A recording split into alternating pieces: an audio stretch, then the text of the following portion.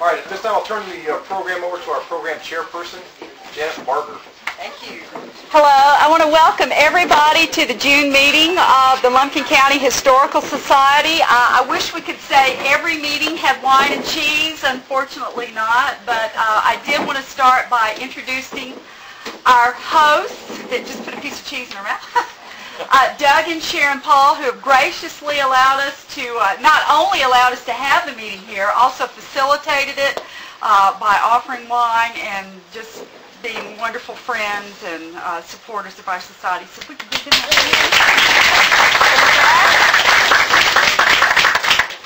a we have a very special program tonight.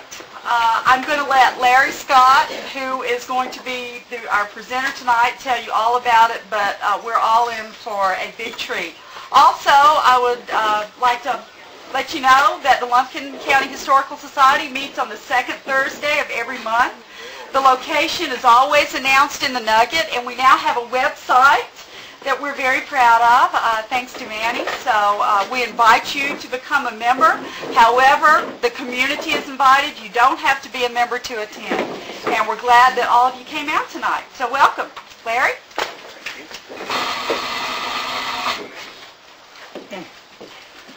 I'm not used to being introduced with a drum roll. Such a pleasure for me to be here tonight and share with you some of the stories from the life of our honored guest, James Ishmael Waters. He lives on Frogtown Road in a very comfortable home, and I drive up and down Frogtown Road quite a bit, and he's always on the porch and always waving when he sees you. People call him the mayor of Frogtown. I have a lovely wedding ring pattern quilt in my home. It was made by his wife Jessie and one of his daughters. So I have good memories and good thoughts always when I see Mr. Jim sitting on his porch. I'd like to thank Manny Cavallo for coming up with our PowerPoint presentation tonight to illustrate some of the stories that I'm going to share with you, written by Jim's niece, Marsha Kaufman. At the end of the program, we'll give you a chance to meet Marsha and Jim, and maybe they can add some additional stories to our program tonight. This is our honored guest, James Ishmael Waters, born in Lumpkin County in the year 1914. Picture the comfortable front porch there in Frogtown with its rockers and Mr. Jim sitting on the porch. And Marsha comes up with her recorder and begins to chat with him about his memories of growing up in Lumpkin County in the 1900's. The book is so full and so interesting, I would like to read every single story in it to you tonight, but we just don't have time for that. So I've grouped the stories together, and we'll try to present to you some of those that I found the most interesting. We went to visit Jim Waters at his home. His daughter Gertrude was there taking care of him, as she and her sister Louise always do. Sometimes his breathing is difficult. Jim sat in the living room with oxygen. He's now over 90 years old, but his memory is as sharp as a tack. He just smiled when I told him that we'd come to hear some stories about his life in Lumpkin County, the place he had lived almost all of his life. He told us that when he was young, it was very hard times. You had to make money the best you could, he said. So they farmed and worked the sawmill and did liquor. You had to put food on the table. They had chickens and hogs and took eggs to the store to buy supplies like flour and coffee. He cut timber for 75 cents a day. A work day was at least 10 hours long, and he went to work in the sawmill for $1.25 a day. Jim's dad grew cotton, corn, garden stuff, beans, peas, taters. Back in those days, they hardly ever grew any melons, he added. Peas were shelled to keep through the winter, and Granddaddy kept a crib of corn. Split rail fences were used to keep the animals out of the crops, and the cows ran free, and sometime at milk time, you had to go find the cows. You could get up on top of the ridge and listen for the cowbells, and then you had to go out and bring them in. The kids' job was to do the milking. If you did sharecropping, you had to give 1/4 back. There was always a lot of corn. You couldn't sell it. Everybody grew what they needed, so it got where Daddy ground it down for liquor. He got 10-gallon wooden kegs, and we stored them at the house or in the woods till we could get rid of it. He attended Lewis School until he was about 14 years old, and school started at about 8 o'clock, but they didn't arrive until about 9 or 9:30. It was about a 2-mile walk, and his family would get up early. They always wanted to get there for recess. He loved to play ball and didn't want to miss that part of the day. He was able to read printing, but had a hard time learning to read written letters. He said the teachers weren't much interested in him, but a 5th grade boy named Grindle helped him. He wrote out all the letters from A to Z on his tablet and his name at the bottom, and he used that to learn. The boy also taught him how to pronounce words. The house he grew up in was a large one-room house with 2 beds, and there was a fireplace, a table, a bench, and some straight chairs. His grandmother had a corded bed. There were holes in the sides, and you laced the rope back and forth to make a frame. It had a tick on top that you filled with straw once a year. It was settled during the year, and you had to refill it with new straw. You filled your bed about 1.5 feet thick, and then that would take about a year to settle down. Lights were kerosene or pine torches. When meals were late, one person would hold the torch while the others ate. Then they would trade places and do the same thing. Animals were allowed to run free, and you would fence in your crops. That went on until they passed a law that said you had to have a fence for your stock. Notches were cut in the hog's ears to identify them, and his family, of course, used the letter W. I pause now to tell you a very interesting story that Jim shared with us, his own near-death experience. Jim tells the story of how when he was 19, he died and was brought back to life. He had a cough and a fever, and he was sick for a long time, and he just kept getting worse. It got so bad, he said, I didn't know I was in this world. The doctor was called and said that when his fever broke, he might go or he might stay. After his fever broke, he became very ill. He said he could hear his mother talk while she was rubbing his arms, but he couldn't respond. He saw a bright light over in the corner of the room, and he was not afraid of it at all. He said he began to die.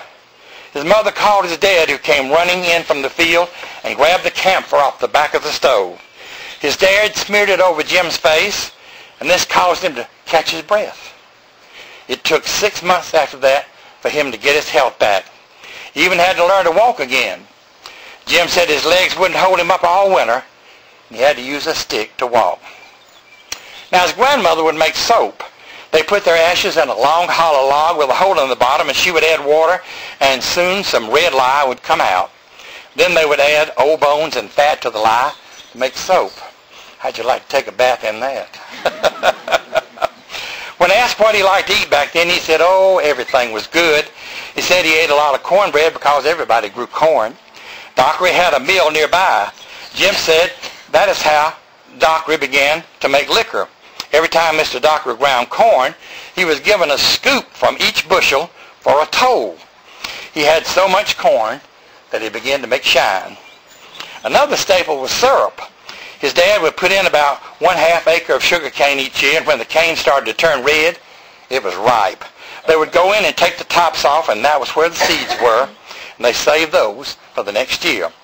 Then they would grab armfuls with a mowing blade and cut it at the ground level and stack it, and they would call everybody together for a cane party.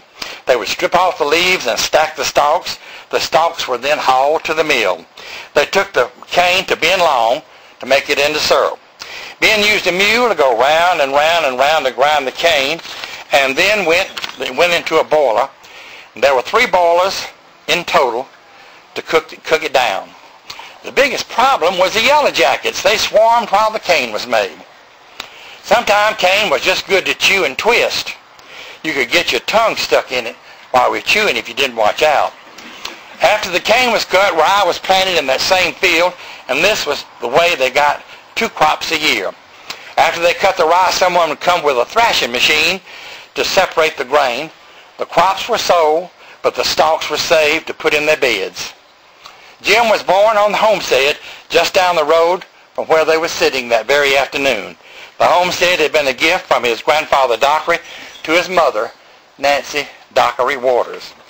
Here are some of the relatives, ancestors of Jim, Samuel Cicero family, Michael and Mildred Waters, and Jim's own mother, Nancy Evelyn Dockery.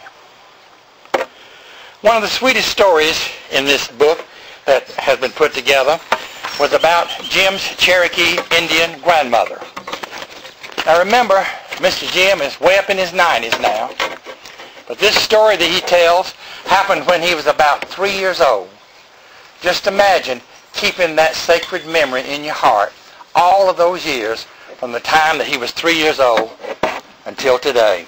Grandma Polly was a Cherokee Indian. Her name was Mary Polly Lunsford Waters. She'd been adopted by the Lunsford family and as a small child, and after she married Samuel Harrison Waters, she would be taken back to visit her family at different times during the year. Each time she would go to a certain location in the mountains. There she would change her clothes and go to be with her people. That went on for many years. Last time Samuel Waters and an Indian brave got into an argument. The story is that Samuel killed the brave. Samuel told Polly that he was worried that others would come and hurt his family. Polly told him that as long as she was with him, they would not hurt a hair on his head. Jim always heard that Polly came from the Blood Mountain area. Her people were killed up there. The road went up there through to Suches, Georgia. Jim said that when his grandfather deserted from the north, he came home and hid in the woods. He was afraid they were going to come looking for him. So Grandma Polly took him food. He finally turned himself in. He tried for a long time to get a pension. He said they finally sent him some money and gave him a tombstone. The story was that the war was almost over and Grandpa could not get back with his unit, so he just came on home. When Jim was about 3 or 4, he would go to his Grandma Polly's house. One day he came in and she was combing her hair. Her jet black hair reached to the floor. He wasn't sure how she was going to comb it. He said she would comb the top and then comb the bottom. She would then wrap it around her head. He said she had more hair than he'd ever seen on any person. Grandma Polly lived in a log cabin, and there was a trail between the two houses. When Jim was about 3 years old, he would go down the path to visit. One day as he was starting back out the trail, Grandma called him back and poured a little sugar in his hand. He said he was so good, he never forgot it. One day Grandma Polly was sitting on the porch. She called him over and told him to be real quiet. She had a piece of bread. She threw some crumbs out for the little bird. And then she threw some on the porch. The bird hopped up and got them. Then she put some on her lap, and the bird hopped up and ate them. Finally, she got the bird to eat the bread right out of her hand. Later, Jim saw that bird up in a tree and got it to eat out of his hand. He tried to grab it, but it got away. Isn't that a sweet story? Isn't that a sweet story? Now, let me see. The next one I'm going to share with you is about Jim's grandpa, Samuel Harrison Waters. This was Polly's husband. He kind of adopted Jim. Got lonesome after Polly died, and Jim became his companion. Listen to the sweet memory of Grandpa and grandson. Jim was Grandpa's pick. He was about 4 when Grandma Polly died, and Grandpa didn't like to be alone. When Jim was 7, Grandpa asked Dad if he could come and stay with him. Dad said it would be okay. His dad and Grandpa got into an argument, however, and Grandpa and Jim got on the train in Gainesville and went to Jackson County to live with Aunt El Dorado. They would pick cotton, and Jim had his own sack that Aunt El Dorado had made for him. He didn't know that they were keeping track of how much cotton he was picking. After 2 months, his dad came to take him home. Grandma cried that she was going to lose Jim, but the crows paid to Daddy for the cotton that Jim had picked. Not long after that, Grandpa came home. Levi and Eldorado moved back to Frogtown, and one night, Grandpa went to spend the night with him. And he died that very night. Grandpa had been in the army and liked wool clothes. One day he wanted to go to the surplus store in Dahlonega, and he took Jim with him. That was the first time Jim had ever been to town. He was about 7 or 8 years old, and it was a dirt road all the way. All the roads in Dahlonega at that time were dirt. By the courthouse there was a big hitching post where teams of horses and mules were tied up, and they walked all the way in town. Jim said, I wasn't even tired. Jim said they never had any reason to go to town. Even the tax-paying man came to the farm to collect the taxes. Johnny White and Bill Turner had stores nearby, and you could go there and get whatever you didn't grow. Jim said at night his grandpa would sit on one side of the fireplace and smoke a pipe, and he said his grandma Polly sat on the other side smoking her clay pipe. They both smoked tobacco. When it's time to come in from plowing, someone would ring the cowbell. That way they could hear it and know it was time to quit working. This is Damascus Church out there on Frogtown Road. Jim remembers when his grandpa preached. He would take Jim along and make him sit up on the pulpit with him. He remembers going to Town Creek, Damascus, and Philippi Church. Jim said there was no organ, but boy, the singing was good. After church, Jim always wanted to go out and play ball with the other kids, but if he wasn't right there, Grandpa Sam would say, hey Jim, where are you? They would have church meeting and eat dinner. Then they had a lantern along to find their way home. Jim said that as much as he was with his grandpa, he never heard him talk very much about his own family. Now, Brother Jim had 8 brothers and sisters. So Marsha said, tell us a little bit about your brothers and sisters. Tell us about what you remember about them. Well, he said, Harrison was the oldest. When he got older, he bought a T-model Ford, and Dad had to sign for it. Harrison spent all his time riding around in it. He didn't make the payments, and they came and took the car. Dad had to sell some land to pay for that car. He'd been offered $20,000 for the land, but he sold it to Uncle Mike for just $1,000. Harrison bought a pasture, and he owed money on that too. While he was off working, he sent Jim the money to pay the bill. Jim got the money and was waiting for the bill to come in the mail. Now, Cicero was one of Jim's other brothers, and Jim and Cicero's wife didn't get along. Cicero's wife took his mail out of the mailbox and didn't give him the mail until the second bill arrived. He said he just did not like that woman. Harrison worked for the WPA for quite some time. Tell us something about Charlie. Well, when Grandma Polly, his Indian grandmother, would save blood from the animals they killed, she would make blood pudding. Charlie liked to take it to work for lunch, and the men at the work started calling him Pudding. That name stayed with him the rest of his life. Is that right, Mr. Jim? Charlie rented an old house on the Waters property for about 8 years. That was before Jim bought the land. When Jim bought the property, it leaked something awful, and he went in and bought enough tin on credit to cover the roof, and that tin is still on that roof today.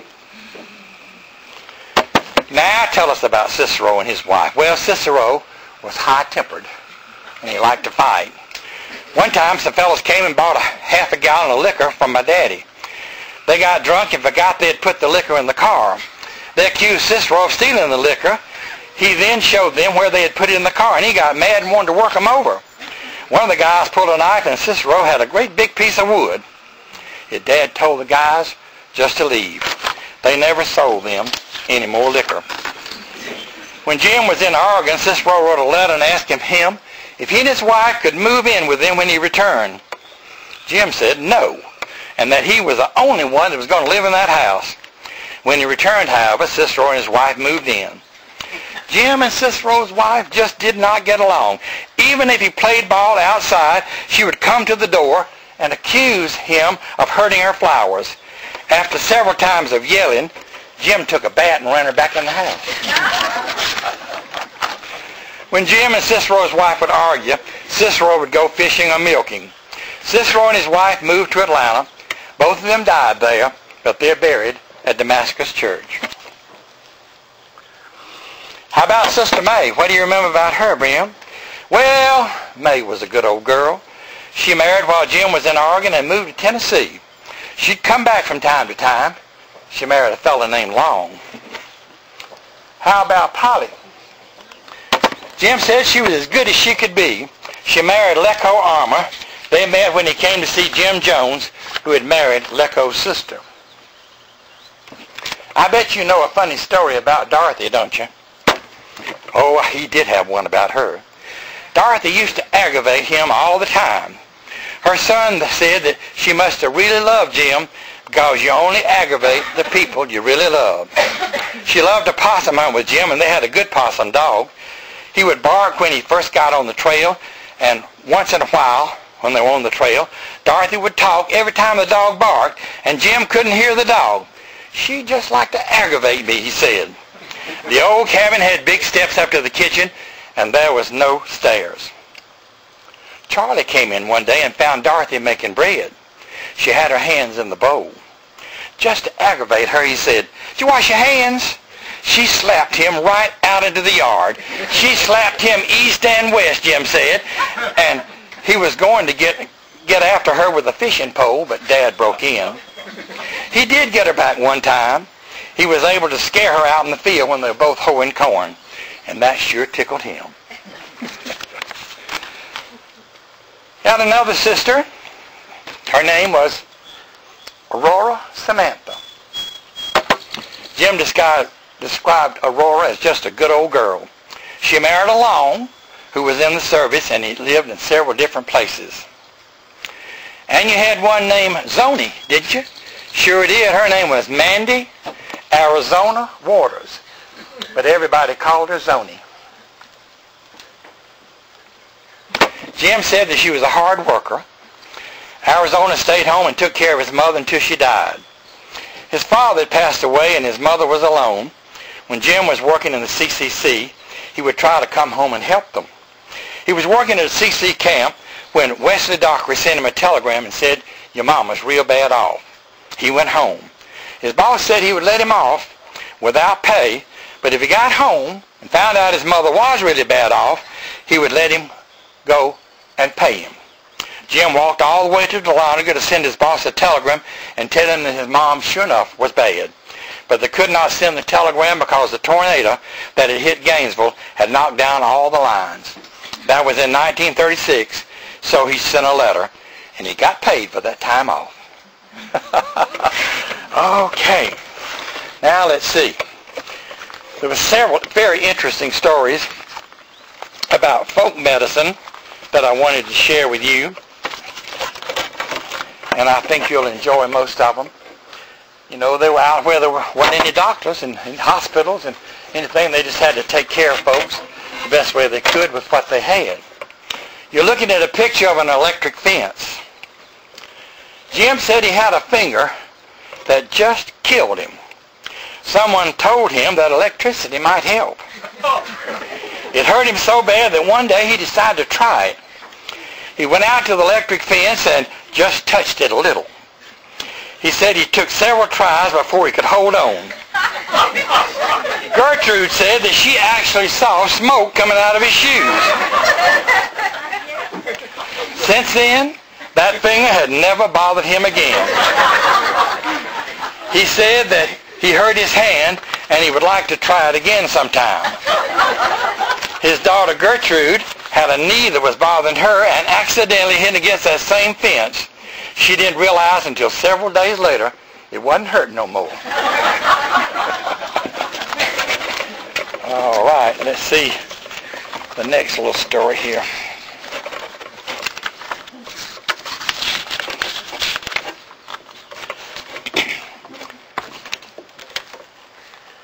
This one's called the toothache. When Jim was young, he got a toothache. His mother opened a jar of red pepper and put it in boiling water. They tied it in a cloth and put it up next to his jaw. It burned so bad, he didn't know which was worse, the burning or the toothache. It didn't get any better. One day he got up and his dad said they were going to see Irvin Seabolt. He was the man that pulled teeth. He lived over by the river. First, Mr. Seabolt took the tooth puller and told Jim to rub it on his jaw. He asked him if it felt any better. He said no. Mr. Seabolt said, well, that meant it's got to come out. He had Jim sit in a chair, and they gave him some liquor and told him to hold on to the chair. He tried to pull that tooth, but it would not come out. The man told his dad to sit on Jim's lap. When he got it out, he held it up. He said, whoa, I done pulled the wrong tooth. But it was the right tooth after all. Jim said the liquor didn't help one bit. Oh. Now let's see where the story is about bleeding.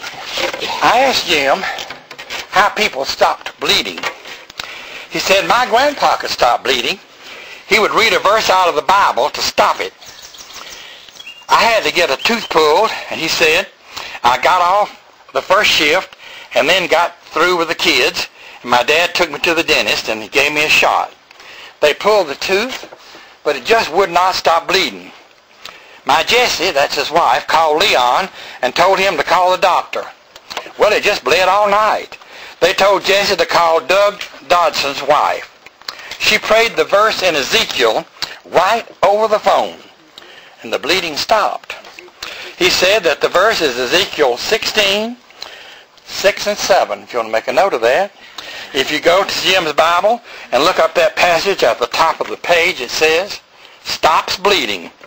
Jim said that all you have to do is each time the verse says thee, put the name of the person in who's bleeding.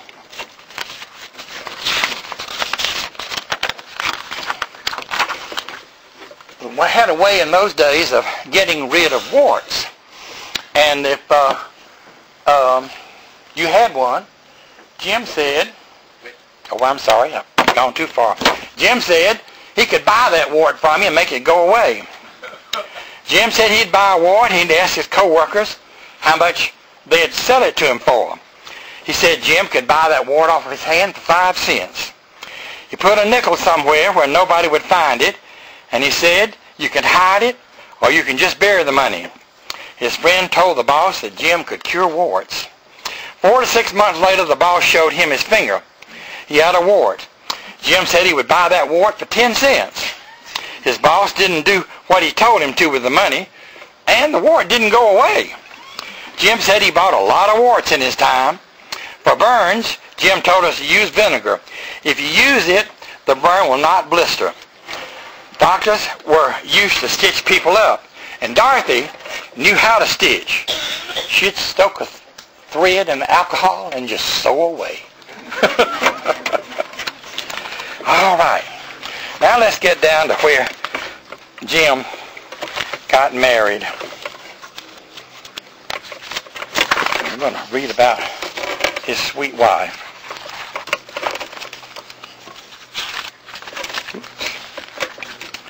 Let's see. Right here it is. There's a picture of her. No, that's back. Got it back? Okay. There's Miss Jessie, Jim's beautiful, wonderful wife.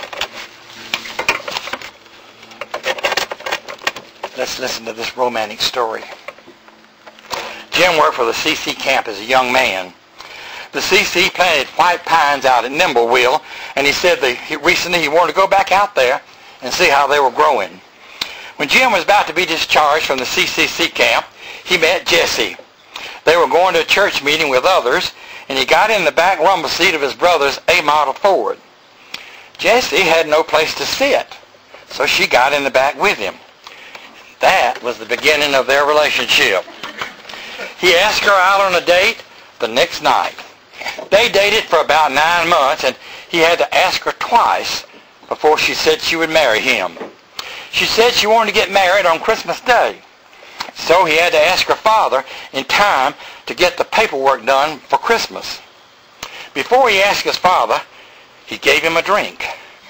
He then took him for a ride to do a job. He says, I'm asking for your daughter. What do you say? Jim said that he loved Jessie and wanted to marry her. Well, Mr. Eden that's their daddy, got out of that truck and started having a fit. He went around the truck and just kept getting more and more upset. Jim said he thought he was going to have to hit him to calm him down. Finally, he calmed down and said, "Jim, you're taking the best girl I've got." Jim and Jessie were married in the field behind Philippi Church that very December. And of course, you're going to have a baby or two. You might know that. This happened during the war when things were rationed. You had to have a stamp to buy shoes. You had to have a stamp to buy gas. You had to have a stamp to buy sugar. You had to have a stamp to buy lard. So this is the tale of when the baby was going to be born, and the ration stamps for gas were short. All of Jim's children were born on the homestead except Leon. When Jessie was about to have a baby, they lived up near Turner's Corner. They needed a doctor. Jim had the neighbor drive him to the doctor's house. The neighbor did not have enough gas stamps to go very far. It was during the war and you needed to buy gas with stamps. When they got to the doctor, they didn't know if they were going to have enough gas to get back home. The doctor had lots of extra stamps and gave them to the neighbor. And he said that neighbor was very happy to have been asked to make that trip. After the baby was born, the county nurse would come and check on the baby. She would take a diaper and put the baby in the middle. Then she would draw up the sides and hook it on a scale and hold it up to see how much it weighed. How many of those babies do you have, Brother Jim? 4? 4 children. All right. The next group I'm going to read to you, I think you'll enjoy especially. These are just called funny stories. Jim and the Mule. One day his dad said to Jim, "Get the mule and the sled and clean out the cow barn." He was to take the load over to the field. He loaded the sled and decided to take a shortcut across a field. In the old days, people would let you cut across their property to get where you were going. One problem was going down into the field. There was a big hill.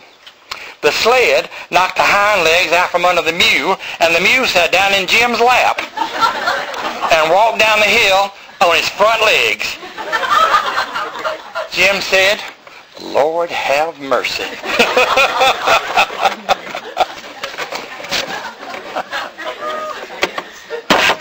All right. Let's see. He knew a man that wanted to set a crop of corn. Now the man went to the grist mill owner and asked him if he could let him have 10 bushels of corn to plant. He offered to pay him as soon as the crop came in. He knew the owner had extra because he was paid 1 scoop for every bushel he ground as a toll. The man was told him, "No, I won't do it," and he didn't give him any explanation. Well, that night, the farmer crept into the gristmill barn, drilled a hole up into the storage bin. He then took off 1 bushel a night for 10 nights. Each night he'd plug the hole back up. After his crop came in, he just went to the gristmill and handed the owner cash money for the corn. He said, "I told you I'd pay you when the crop came in." Donnie White had a mule. He said no one could ride that mule because it would just buck him off. Harrison Crow asked Jim to borrow that mule and plow a field for him, and then he would pay him. Well, Jim borrowed the mule, plowed until noon, and Donnie quit plowing at 11 in the morning, and didn't go back until 2. Jim quit plowing, and the mule was tired, so Jim just got on him and rode him home. Donnie couldn't believe it when he saw that he was riding that mule. Jim fed the mule about 1:30 and went back and got the mule. He plowed until dark and rode him home again. He proved his point, and he never had to ride that mule again. And oh, by the way, Harrison Crow never did pay him for the work.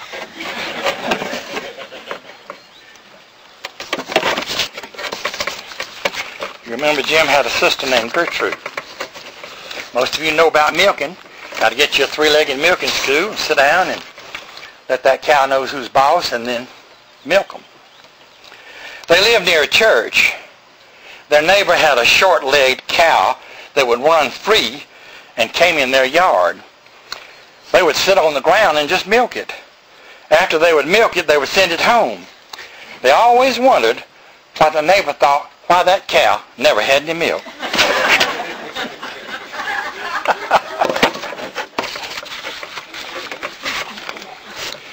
Jim Crow the liar. You remember him, Mr. Jim?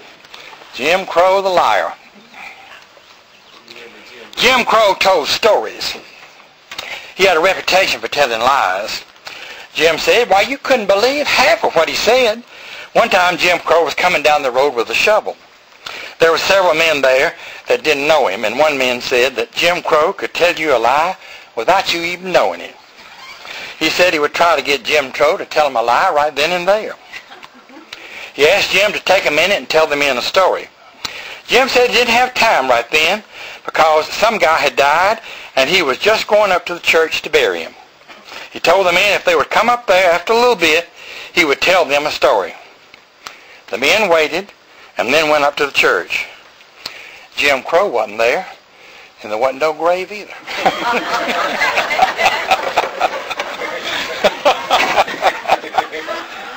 He got him, didn't he? Called kudzu. A man from California was talking to Herbert Sane. He wanted to take some kudzu back to California with him. He asked, you reckon you'll live long enough till I get home? Herbert said, if you don't hurry, it'll beat you home.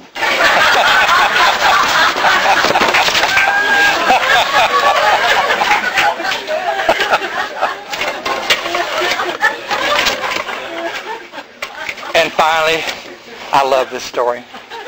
Jim's best job. The best job that Jim Waters ever had was to organize the Waters family reunion. It's always held on Sunday before Labor Day. The first reunion was held with Aunt May and Zoni at their place. In about 1971, Jim had a reunion at his place. He took wood and made a table between two trees in the front yard. Then they moved into Damascus Church for several years. The problem was they couldn't start until the church was over. Then they moved it to the Chestatee River. Over 100 people gathered there each year to remember their past. Jim always says he wonders why God has kept him around so long. The reason is simple. He is here to be a blessing to us and all of his family and to teach us the ways of the past.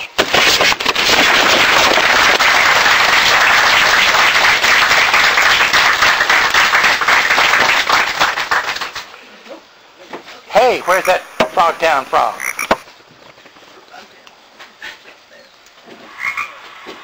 There he is. We're so delighted to have the author of this wonderful book with us tonight, Marsha Kaufman. Marsha, would you like to say something to the group? Or I'd love to have Mr. Jim say something if he would like to. Well, you did such a beautiful job. Like I'd never even heard the stories. Thank you.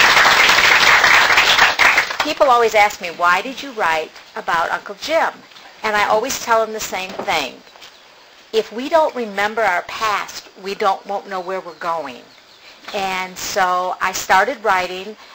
We would have that reunion every year, and then the ones that could stay would go over to his house and sit on the porch, and Uncle Jim would just tell us stories and tell us stories. And I started realizing that the next generation, our children, our grandchildren, were never going to hear those stories. So I decided with my husband's help that we would just start writing them down, and so it's just been a labor of love. But every time I go to his house now, he still can find one more story to tell me. But the best part was, when I wrote the book, I took it over to him, and I was so proud, and I said, Uncle Jim, here's the book, read it, please. And he had, I don't know if you read it or you had Gert help you read it. And the next day I went back and I said, and how did you like it? Well, I found 2 errors. And I had to correct them. And so I did. But I just dearly love him. Uncle Jim, I call him Uncle Jim because I was taught that if you're over 60, if you're with somebody and it's a family member, it's an uncle. And so I've always called him Uncle. He and my father were first cousins, and he's still my link to my dad. So I just dearly love him, and I know that he will have a story or two to tell all of you. Thank you.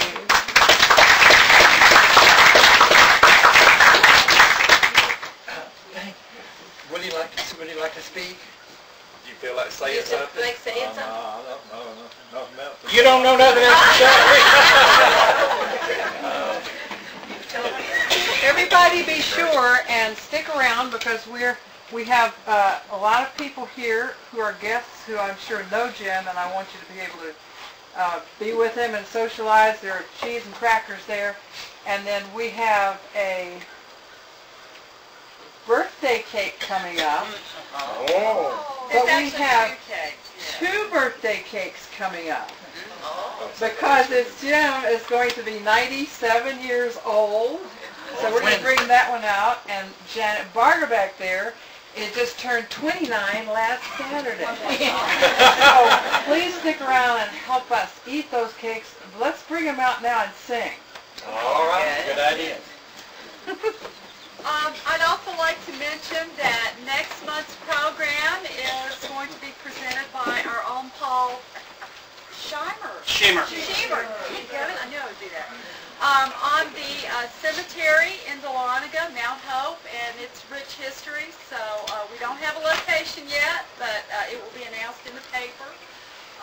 And so we would invite you all to come to that. I'm sure it's going to be very entertaining as well. I'm certainly glad you came.